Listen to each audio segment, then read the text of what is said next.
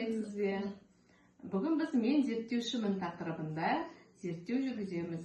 Бізге бүгін керегі, мен айтауы не керек? Жұмыртқа. 3 жұмыртқа, ас тұзы, 3 стакан су қажет.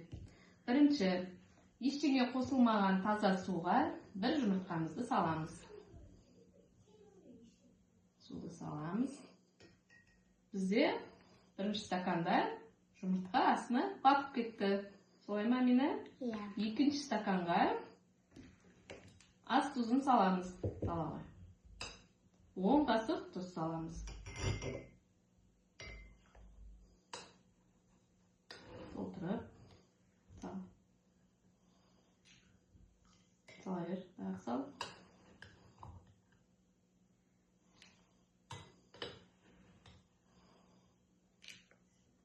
Төртеу.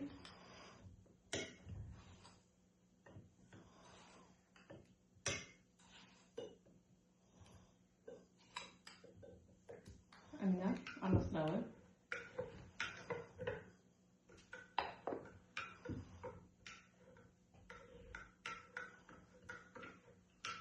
Араластырамыз. Бізде судағы өзгеріс болғандықтан жұмыртқаның қандай күйде болатынын қазір көреміз. Жұмыртқаны сал, Амина.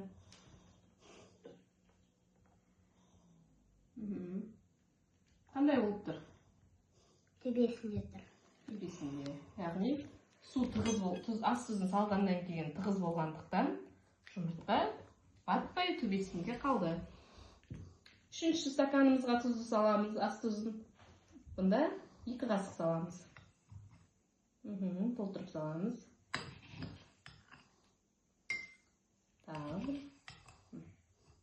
Салып араластыралар.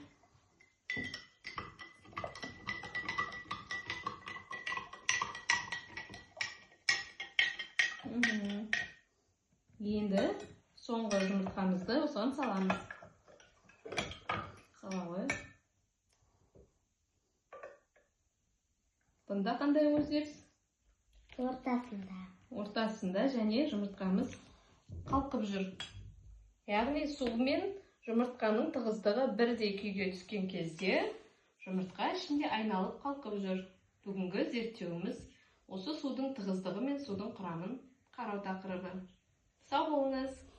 Сау болыңыз.